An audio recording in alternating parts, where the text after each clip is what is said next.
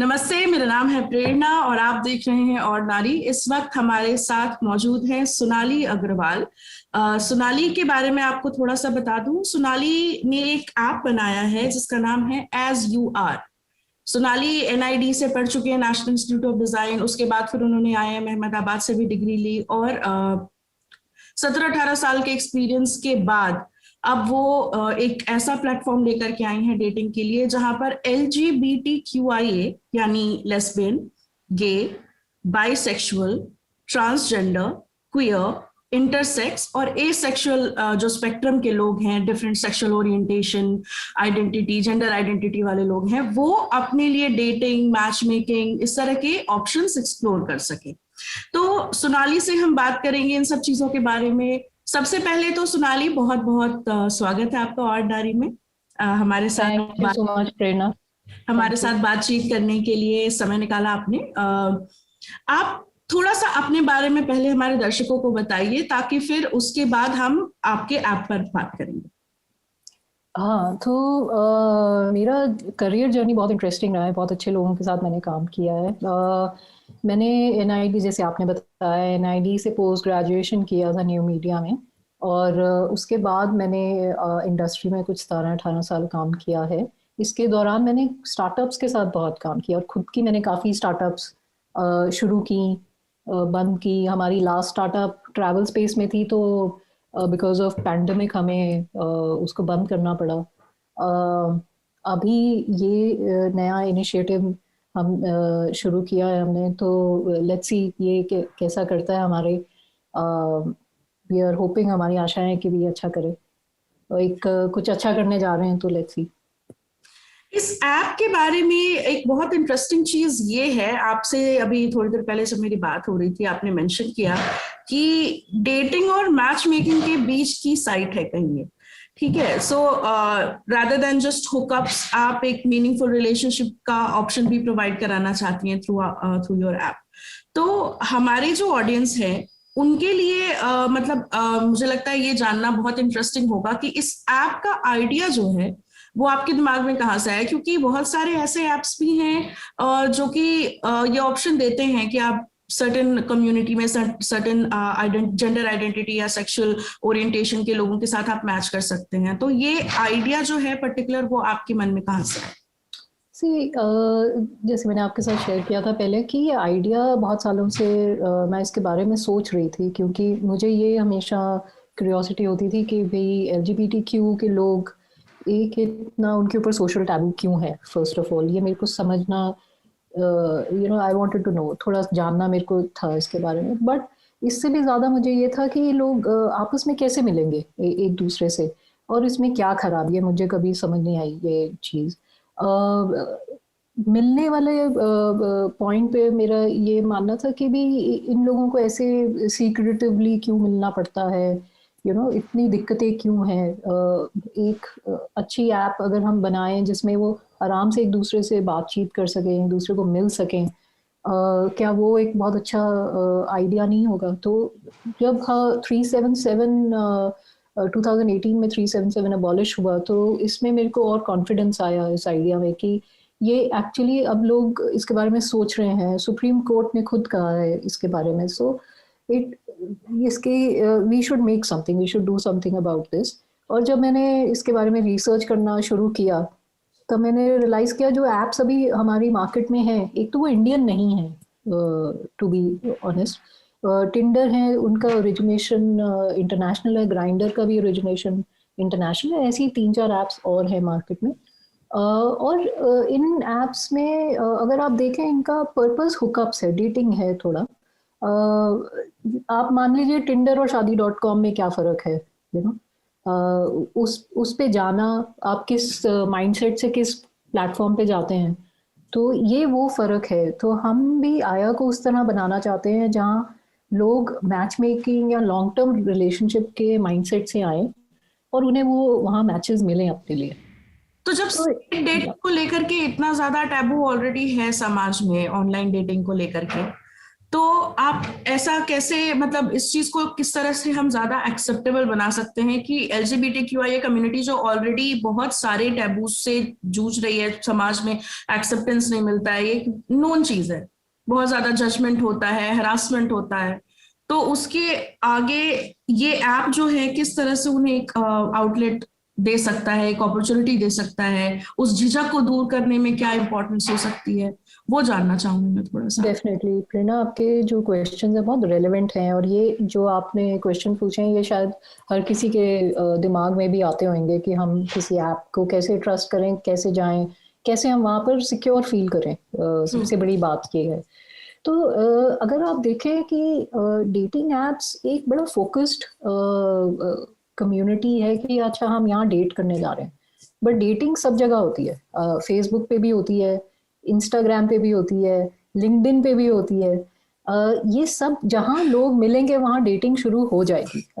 ये बहुत नेचुरल चीज़ है, राइट। डेटिंग एप्स पर एक एक एनवायरनमेंट है जहाँ आप इंटेंट से ही जाते हैं कि हाँ हमने यहाँ जाके डेट करना है, और ये इतना आसान भी नहीं है बहुत लोगों के लिए, स्पेशली फॉर विमेन। औरतों के लिए ज़्यादा मुश्किल होता है किसी डेटिंग ऐप पे जाना, अपने बारे में बात करना, फिर वहाँ एक पार्टनर ढूंढना। और औरतों का मतलब in in in the spectrum also, in LGBTQ भी अगर मैं बात करूँ तो उसमें भी क्वेयर विमेन के लिए किसी प्लेटफॉर्म पे जाना बहुत मुश्किल होता है। It's not easy. हम किसी को कन्विंस नहीं कर सकते कि आप आइए। बट हमने अब ये देखा है कि avenues of meeting new people come होते जा रहे हैं। हम बाहर नहीं निकल रहे, हम किससे मिल नहीं रहे, तो हम क्या करेंगे इन सिचुएशंस में? तो हम इन सिचुएशंस में इन एप्स पे ही जाएंगे।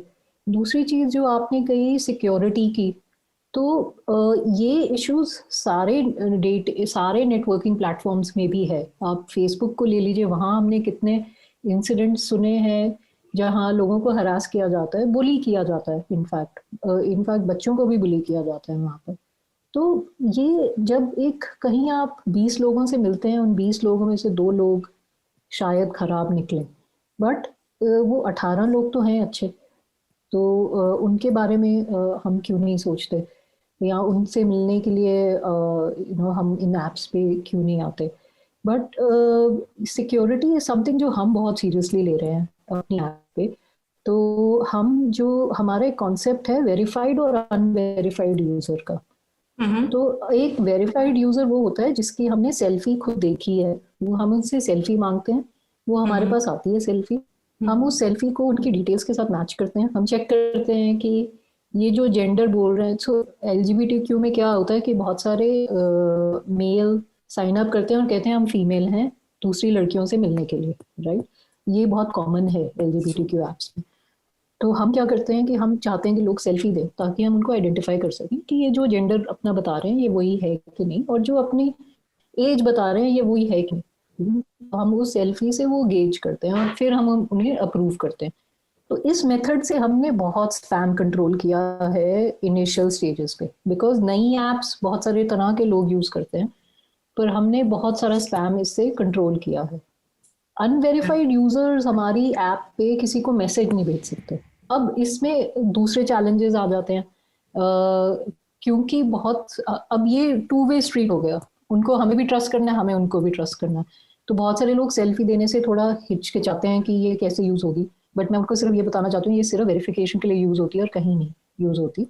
और हम चाहते हैं कि more and more verified users हमारी ऐप पे ज्वाइन करें, और इससे ही लोगों का कॉन्फिडेंस बढ़ेगा। दूसरी ऐप्स पे मैंने नहीं देखा कि इतने क्वालिटी चेक्स या इतने सिक्योरिटी चेक्स लगाते हैं वो। तो काफ़ी मैंने ऐप्स देखी जो they were dedicated for queer women, but आप वहाँ देखेंगे बहुत सारे मेल प्रोफाइल्स ब्लेटेंटली हैं, यू नो। तो वो उन ऐप्स को ट्रस्ट करना तो और भी मुश्किल है। और हमारी ऐप का जो बेसिकली हमें ये पता है कि LGBTQ कम्युनिटी में लोग अपनी फोटो देने से हिचकिचाते हैं, they don't want to be seen. तो हमने अपनी ऐप इस तरह से बनाई है कि आपकी फोटो का जो वैल्यू है बहुत कम है बट कम है, आपके प्रोफाइल का वैल्यू ज्यादा है।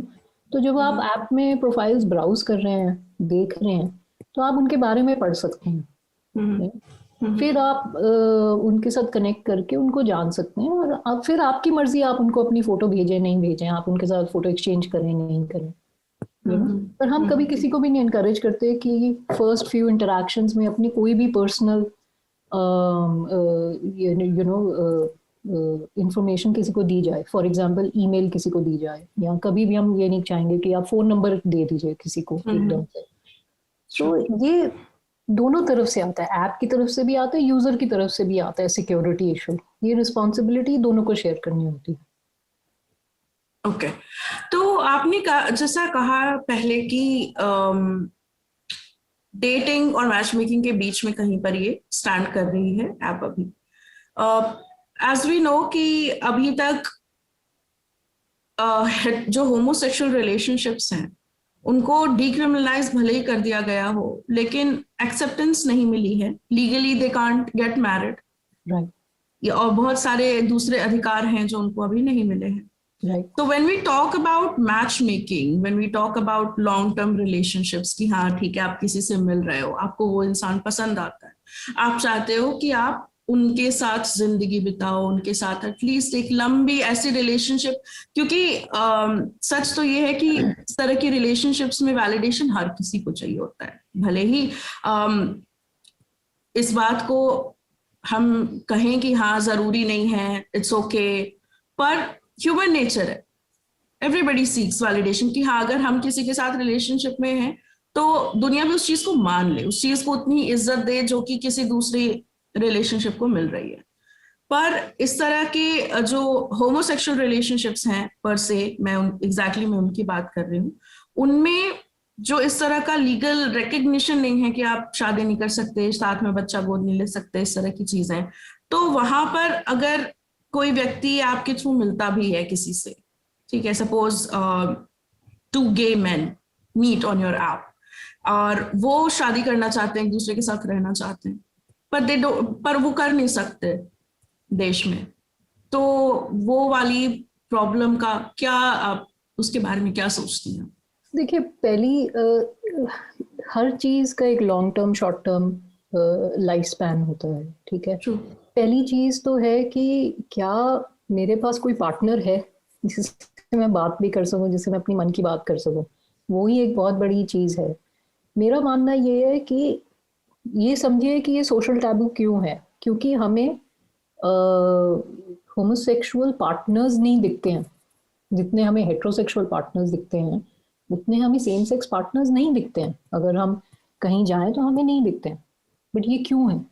अगर ये नंबर ऑफ पार्टनर्स या number of people who come out और अपने आप को if they find a partner और वो पब्लिकली हमें दिखना शुरू हो, तब ही हमें इसके बारे में थोड़ा और पता चलेगा।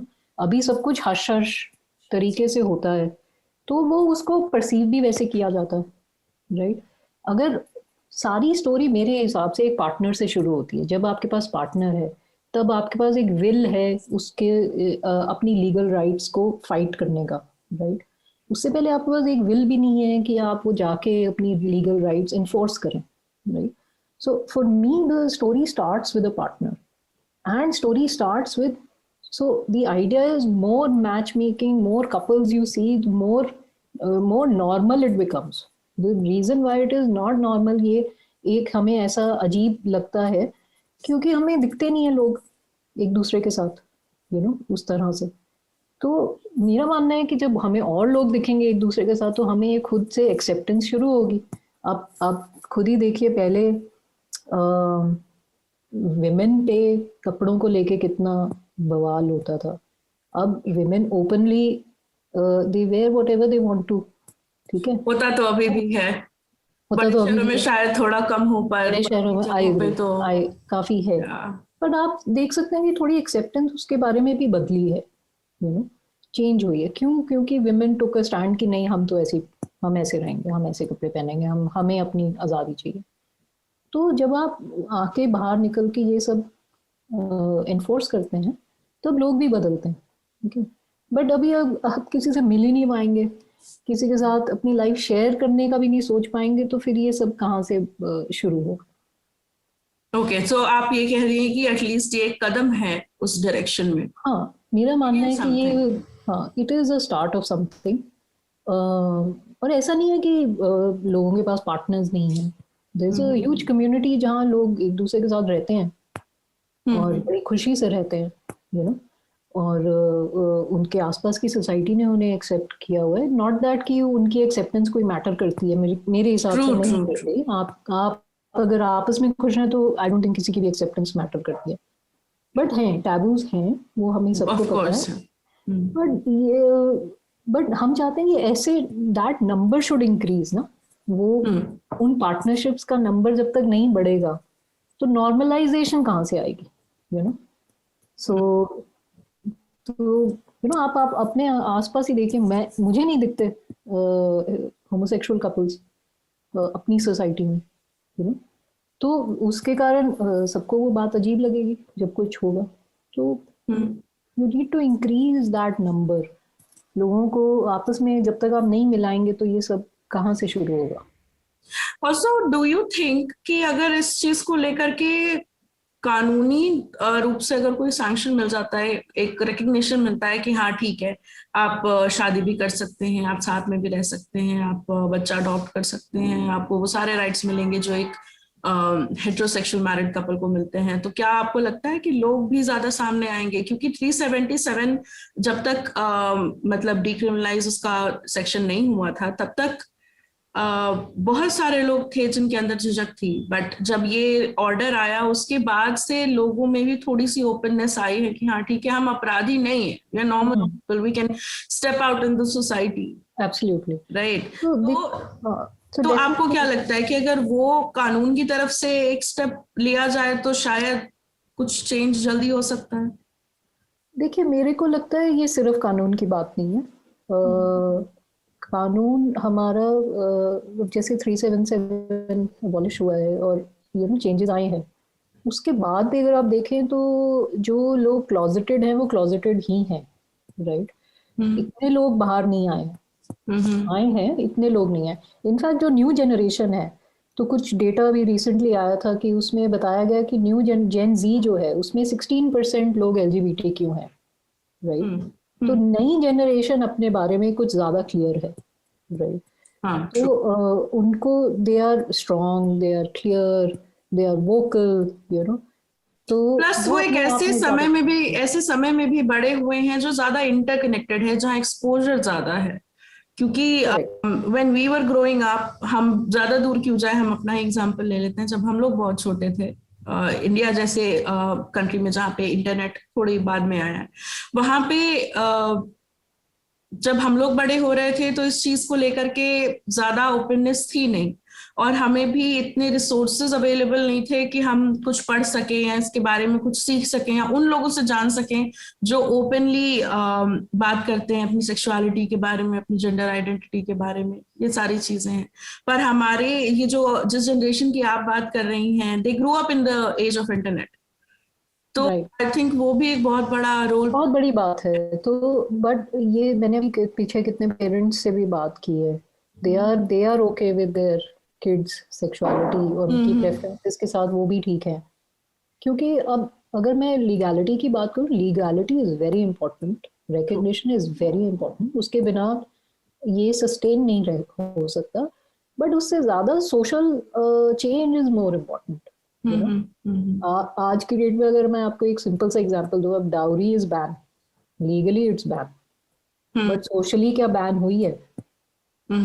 चलता है। अब वो गिफ्ट में बदल गई है। वो गिफ्ट में बदल, लैंग्वेज बदल गई है उसकी। पहले होता था कि लेन देन कर लेते हैं, लेन देन की बात कर लेते हैं, अब होता है कि आप गिफ्ट वगैरह तो देंगे ही हाँ। अपनी बेटी तो को, तो लैंग्वेज चेंज हो गई है। बट लॉ एक तरफ, बट सोशल एक्सेप्टेंस एक तरफ, एंड हमारा कल्चर, ये टैबूज एक तरफ, ये चलता रहेगा। But legality is very important.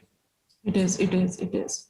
तो अब आप बात करते हैं थोड़ा सा ऐप के बारे में एक बार और। कोई अगर इस ऐप को डाउनलोड करे तो क्या बेसिक चीजें हैं, क्या बेसिक इन्फो है जो इंसान, जो किसी को भी देना पड़ेगा? जैसे आप प्ले स्टोर से इसको डाउनलोड कर सकते हैं, एप्पल एंड्रॉइड दोनों।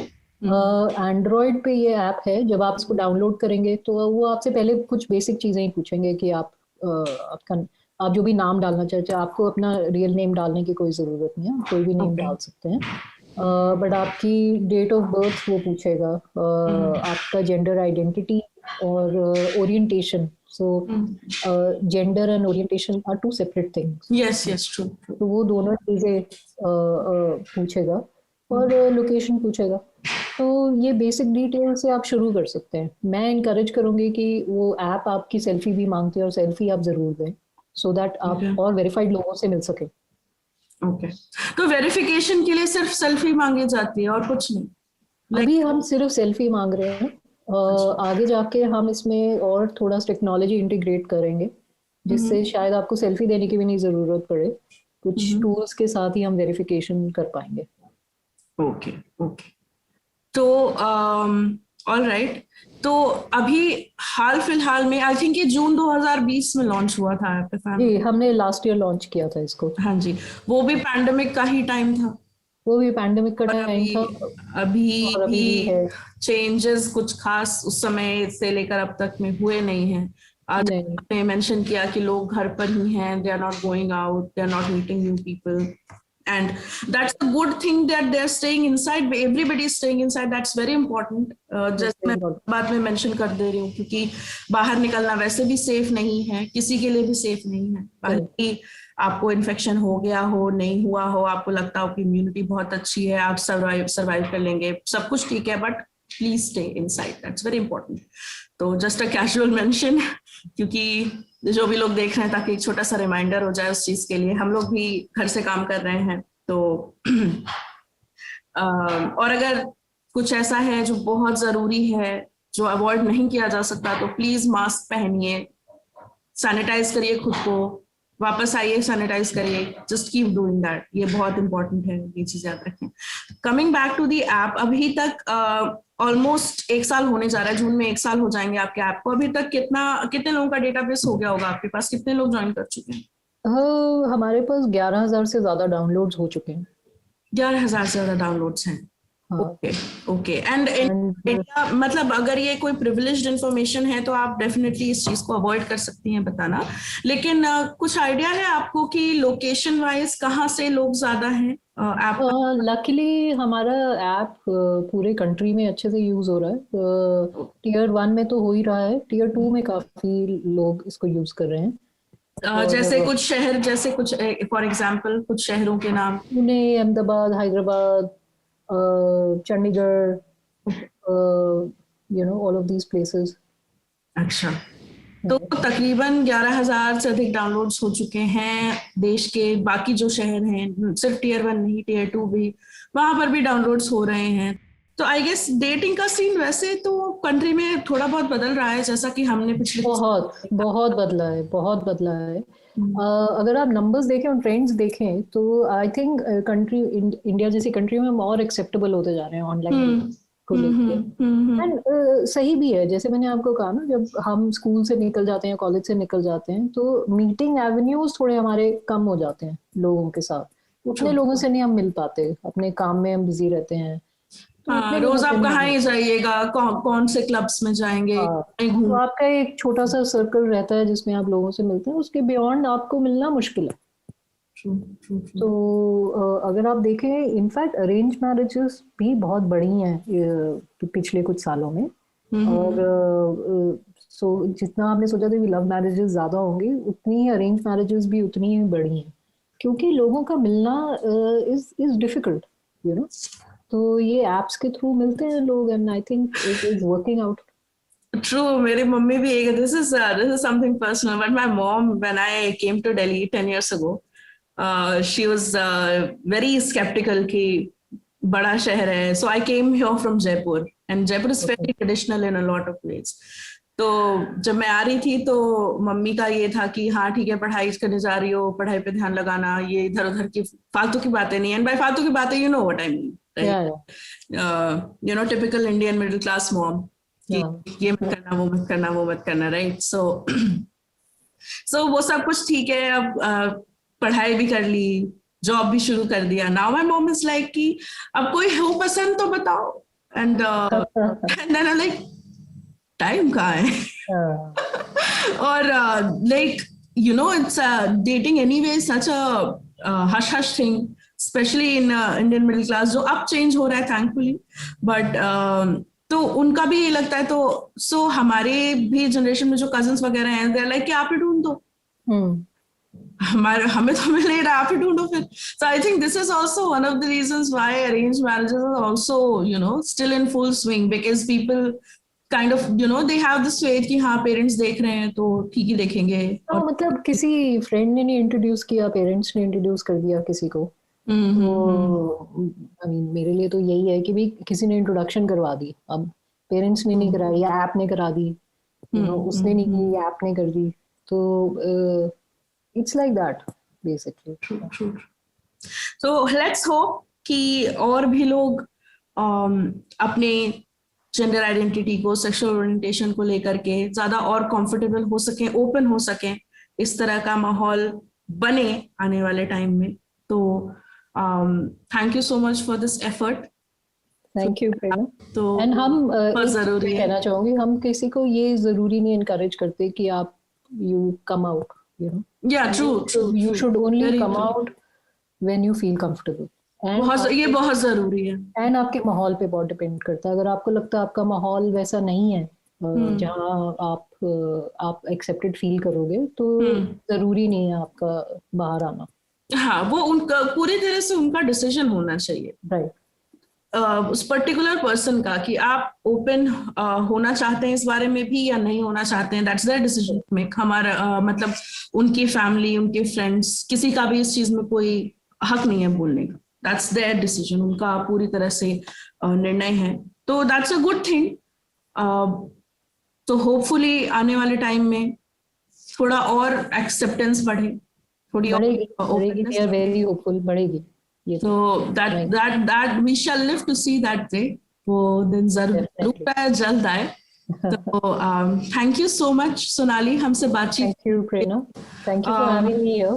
So it's been a pleasure. Thank you so much. Same है, बहुत अच्छा लगा आपसे बातचीत करके. और हमारी ऑडियंस की जानकारी के लिए चलते चलते एक बार फिर से बता दूं, हमारे साथ मौजूद थी सोनाली, जो फाउंडर है as you are dating app की. ये जो डेटिंग ऐप है, ये LGBTQI कम्युनिटी के लिए खास तौर पर बनाया गया है, ताकि उनकी डेटिंग लाइफ, उनकी मैच मेकिंग के लिए एक प्लेटफॉर्म मिल सके, जहां पर उनको जजमेंट न झेलना पड़े, जहां पर वो खुद को लेकर के कंफर्टेबल हो सके. क्योंकि आसपास का समाज, हमें पता है कि किस चीजों को लेकर के बहुत जजमेंटल हो सकता है.